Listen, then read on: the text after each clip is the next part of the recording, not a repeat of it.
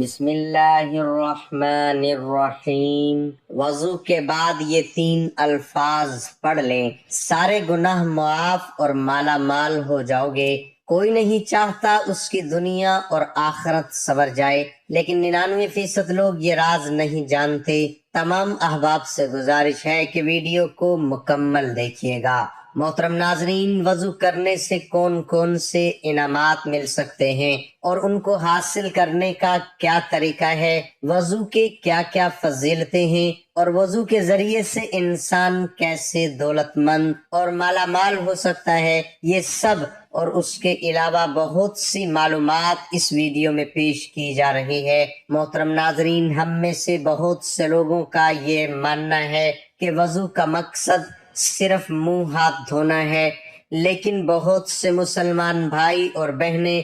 وضو کے حقیقی فوائد سے آگاہ نہیں ہیں۔ اگر سب لوگ یہ بات جان جائیں وضو کرنے کی کتنی بڑی فضیلت اور برکت ہے اور کیسے باوضو رہنے سے انسان کی زندگی بدل جاتی ہے، تو ہر مسلمان کی یہ خواہش کرے گا کہ وہ 24 گھنٹے وضو کی حالت میں ہی رہے۔ ساتھ وضو کے بعد ایک ایسا وظیفہ بتائیں گے جو بھی انسان اس کو کرنے کے بعد وہ وظیفہ کرے گا تو اس کی پوری زندگی بدل جائے گی انشاءاللہ تبارک و تعالی۔ پیارے ناظرین، وضو کرنے کے بعد صرف ایک وظیفہ کر لیں تو اس سے آپ کی تمام دلی حاجتیں پوری ہو جائیں گی۔ دنیا میں ہر ایک مسلمان وضو تو کرتا ہی ہے، کیونکہ وضو کے بغیر کوئی نماز نہیں ہوتی۔ دنیا میں کون سا انسان یہ نہیں چاہتا ہوگا کہ اس کی پریشانیاں اور تمام دکھ اور تکالیف جلد از جلد دور ہو جائیں،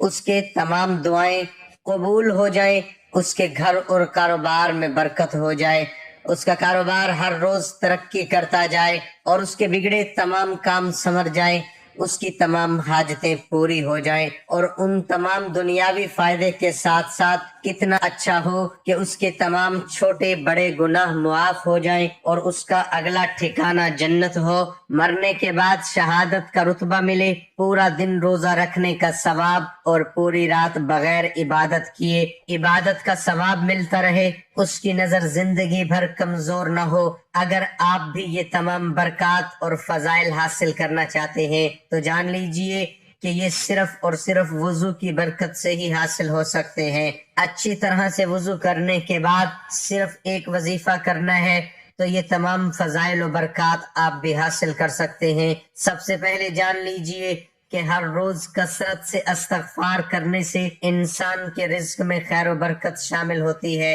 انسان کے تمام گناہ معاف ہو جاتے ہیں۔ یہی نہیں بلکہ جو انسان ہر روز استغفار کرتا ہے تو وہ اللہ تبارک و تعالیٰ کا قریبی بندہ بن جاتا ہے، اور جو اللہ کے قریب ہو جاتا ہے تو پھر اللہ تبارک و تعالیٰ اس کے ہر معاملے میں آسانیاں پیدا فرما دیتا ہے۔ لیکن ہم لوگ دن بھر انجانے میں گناہ کرتے رہتے ہیں اور اس بات پر دھیان ہی نہیں دیتے کہ پورے دن بھر میں ہم سے نہ جانے کتنے گناہ سرزد ہو جاتے ہیں، ہم سے کتنے چھوٹے چھوٹے کام ہو جاتے ہیں کہ جن کو ہم گناہ بھی نہیں سمجھتے، لیکن جب قیامت کے دن ہماری یہی گناہ ہمارے سامنے آئیں گے تب ہمیں معلوم ہوگا کہ ہم نے تو ان گناہوں پر دھیان ہی نہیں دیا، یا پھر ہم ساری زندگی ان گناہوں کو معمولی سمجھتے رہے۔ ناظرین، آج ہم زندہ ہیں تو ہمارے لیے توبہ کا دروازہ بھی ہر وقت ہر لمحے کھلا ہوا ہے۔ اگر ہم چاہیں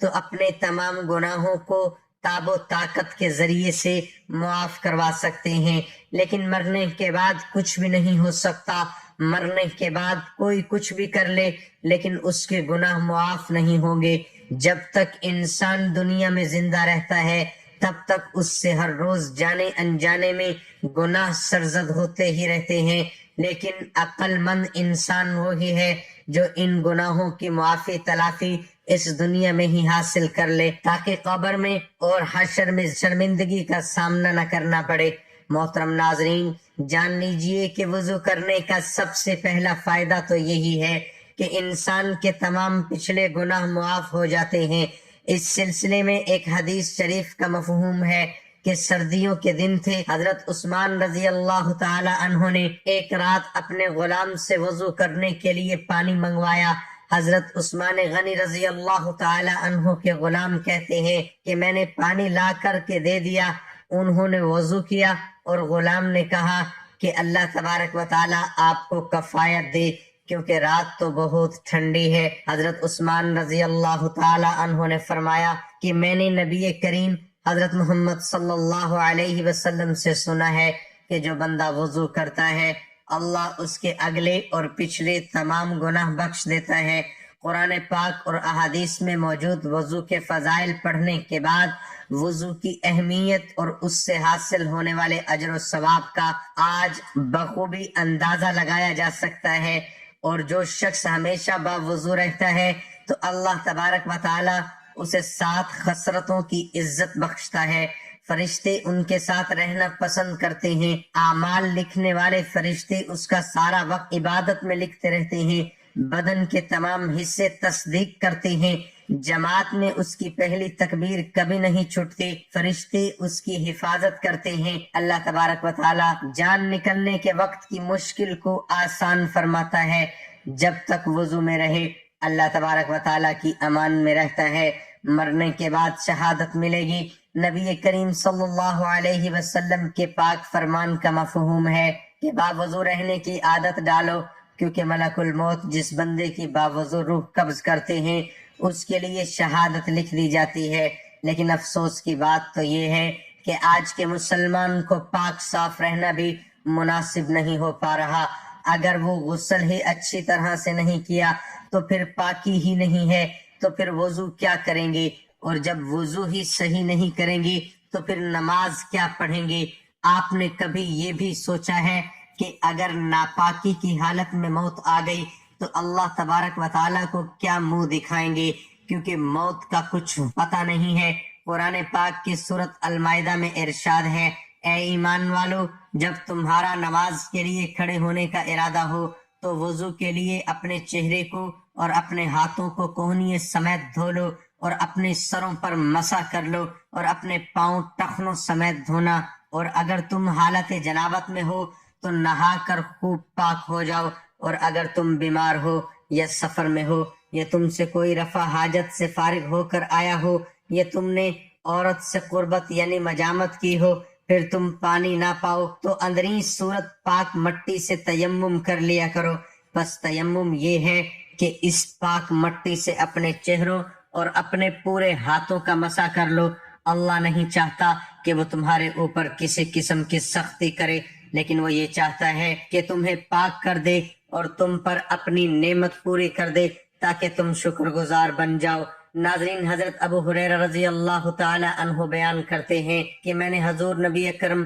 صلی اللہ علیہ وآلہ وسلم کو فرماتے ہوئے سنا، قیامت کے روز میرے امتی اعضائے وضو کی چمک کے باعث سفید چہرے، سفید ٹانگوں والے 5 کلیاں کہہ کر بلائیں گے، جو تم اسے اپنی چمک بڑھانے کی طاقت رکھتا ہے اسے بڑھانی چاہیے۔ یہ حدیث متفق علیہ ہے، اور دوسری روایت میں ہے کہ حضرت ابو امامہ رضی اللہ تعالی عنہ بیان کرتے ہیں کہ میں نے حضور نبی کریم صلی اللہ علیہ وآلہ وسلم کو فرماتے ہوئے سنا، جس شخص نے مکمل وضو کیا، اپنے ہاتھوں اور چہروں کو دھویا، سر اور کانوں کا مسح کیا، پھر فرض نماز ادا کی، اس کے اس دن کے وہ تمام گناہ معاف کر دیے جاتے ہیں جو اس کے پاؤں نے چل کر، ہاتھوں نے پکڑ کر اور کانوں نے سن کر دیا، آنکھوں نے دیکھ کر دیے اور اس کے دل میں برے ارادے کیے۔ راوی کہتے ہیں کہ خدا کی قسم میں نے حضور نبی کریم صلی اللہ علیہ وسلم سے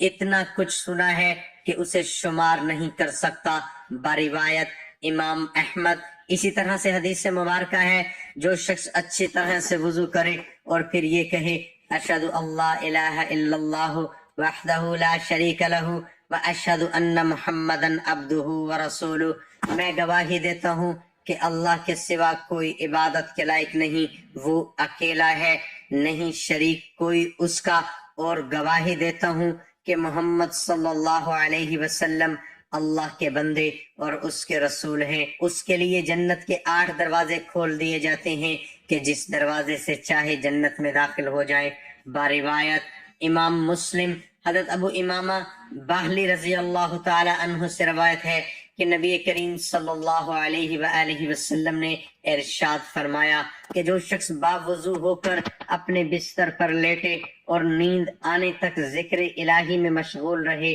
وہ رات کے جس گھڑی میں اللہ تعالیٰ سے دنیا اور آخرت کی بھلائی مانگے، اللہ تعالیٰ اسے عطا فرمائے گا۔ بروایت امام ترمذی، ابو داؤد، نسائی۔ اگر آپ چاہتے ہیں کہ آپ کو پوری رات عبادت کا ثواب بغیر عبادت کے ہی ملتا رہے تو ہمیشہ رات کو وضو کر کے سوئیں۔ اور یہ بھی کہا جاتا ہے کہ جو شخص وضو کرنے کے بعد آسمان کی جانب دیکھ کر سورۃ القدر پڑھ لیا کرے تو کبھی اس کی نظر کمزور نہیں ہوگی۔ نبی کریم صلی اللہ علیہ وسلم کا فرمان ہے کہ جنت کی کنجی نماز ہے اور نماز کی کنجی طہارت یعنی وضو ہے۔ دعا ہے کہ اللہ تعالی ہم سب کو 5 وقت کی نماز باجماعت ادا کرنے کی توفیق عطا فرمائے اور صحیح طریقے سے وضو کرنے کی توفیق عطا فرمائے اور ہم سب کو ہمیشہ وضو میں رہنے کی توفیق عطا فرمائے۔ اللہ تعالی ہم سب کا خاتمہ ایمان پر فرمائے، کمی پیشی معاف فرمائے۔ جو کچھ سنا اور سنایا گیا